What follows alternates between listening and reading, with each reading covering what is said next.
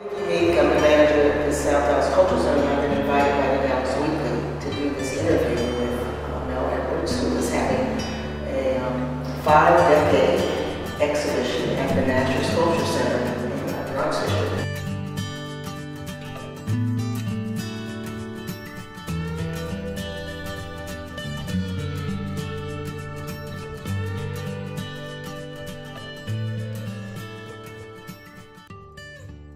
Let's talk about way back when, in terms of when you first started feeling like you had to make art. I know you were an athlete in Houston, and at what point was it that you said, you know what, I think I'd really like to? Well, it didn't come like that. Oh, okay. The truth is that I always drew or took art classes, and just like in junior high school, I was on the junior high basketball team. But I also took art classes. It just was one more thing that I liked to do and was possible. Were you at Yates? No. You didn't go to Yates? You don't say Jack Yates in my presence. Oh my goodness. Oh, which one were you in? Phyllis Wheaton. Oh, okay. Barbara I'm so Jordan, sorry. Mickey Leland. Right, exactly. Illinois Jacket. I'm so sorry. The Crusaders. Yes, okay. all the good people. Yeah, yes, okay. yeah. And Jack Yates, well, I had relatives that went to school over there, but they didn't know any better. You know, and I did come here one year in 1954, and we played Booker T, and we beat them badly. And that year we won state championship, and that was the first game. Probably will cut that out of the interview. No, I want to see that. That way I'm going to have to come back to town, right? We won't let anyone hear that, but anyway. No, at my age, I don't think there are a lot of them left that were at the game. Actually, probably there's a few. Well, that should be. Yeah, because they have a strong alumni. Alumni, yeah. Okay, good. But anyway, so going on to your. I did have a cousin who grew up here, but she went to Lincoln, went to Booker T, you know, and stuff. But art just was always one of the things, you know, that was possible. I don't say I thought of career that young. Right. You know, right. I don't know that I thought career of anything that young, you know. Football I played because I liked it. Art I took because I liked it.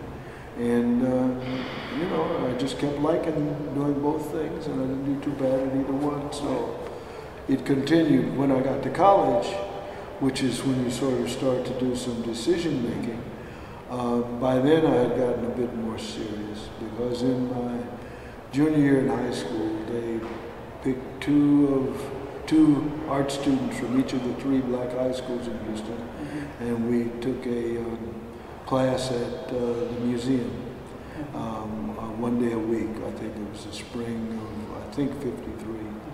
But in any case, spending time seeing paintings and stuff like that in the museum was very interesting. You know, I still think, you know, I hadn't made any decisions about career or anything. I knew I wanted to go to college. I knew that I probably wanted to study art, but I didn't know what a career in art was. Yeah, you know, and you know, we'd heard of commercial art, so I thought, well, I'll learn to be an illustrator. I'll make a lot of money. I'll have an apartment and girlfriends, and you know how a teenager is. That's about as far as your future goes. You know.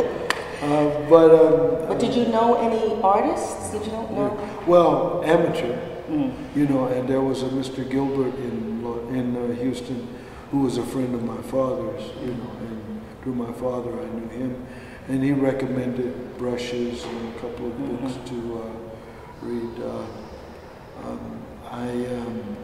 The Houston Colored Library in, I think, 4th Ward, I went over there to find books on art, and I found 2 books, one by a man named Zadenberg, which was titled Anyone Can Paint, and the other was advice to a young artist by a French painter named Etienne Ray, who I never heard of otherwise.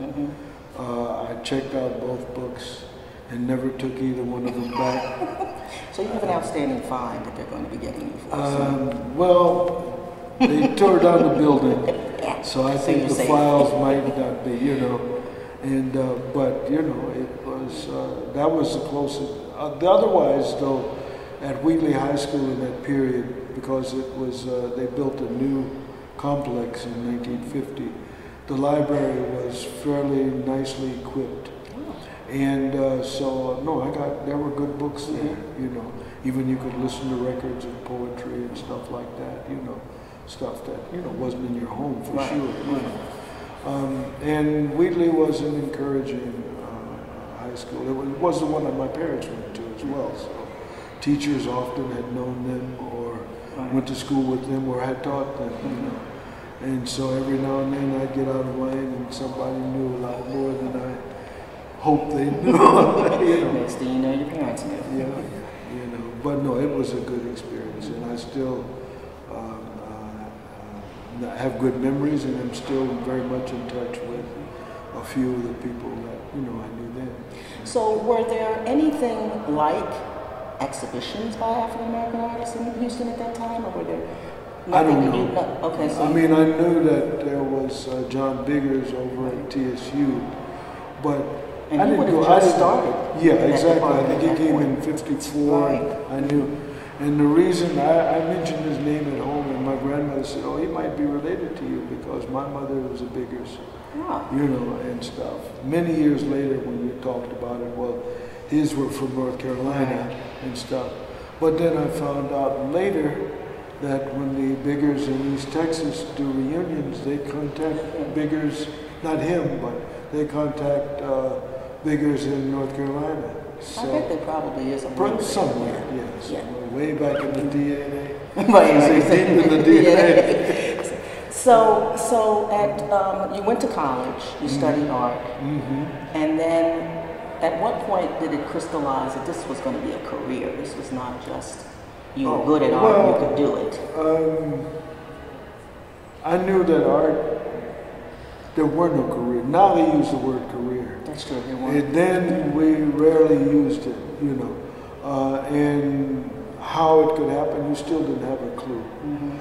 But you knew that you probably, though you had a college education, you'd wash dishes or anything to be in a situation to make art. And I was learning what people did or how they lived in the art world. Art world meaning New York and, you know, somewhat LA, but more New York is the real symbol of it all. But I was learning things in LA, and it was good for my learning. The schools were pretty good. The teachers, certain ones were very helpful. So, and that's all you can ask for at that level and at that time.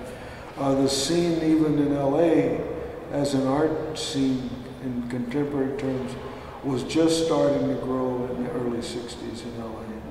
And that's about when the lynch fragments of my work started in '63. And I got very lucky and was able to show a couple of works to Tom Levitt, who was the director of the Santa Barbara Museum. And he, I thought he'd pat me on the shoulder and say, "Hey, nice work, kid. I'll see you," you know. And instead he started talking about a one-man show. Well, young artists didn't have one-man shows at museums. Right. And I didn't have a gallery yet. Anyway, within a year I had that exhibition, and it was pretty well received. No gallery was interested, you know. That's life. In fact, I didn't have a gallery show until I was over 50 years old.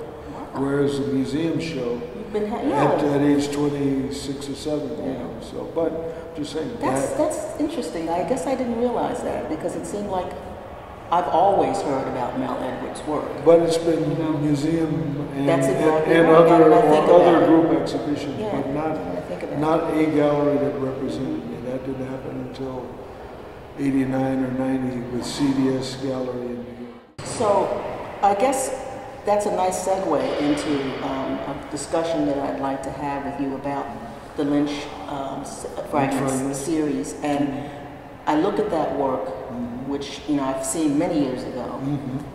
It is still absolutely germane for today. Of course. It's timeless. And I wonder how you feel about that, though, that, we still have a need, really, to look at that, and it's not really ever been thoroughly addressed still. It's why we can't talk about race in any kind of solid way in this country, and so your work, I mean, I know it's good to be sure. man-timeless, Sure. but, you know, Yeah. but for the reasons that maybe We're not so. talking more the direct relationship. Right. Well, my way of looking at much that has to do with race and American dynamics and politics is, you know, people were brought from Africa to the Western Hemisphere starting in the 1500s. Emancipation happened in 1865. That's roughly 300 or so years. Why do we think all of that 300-year development of the psychology that we were here for other reasons would really change in 50 years?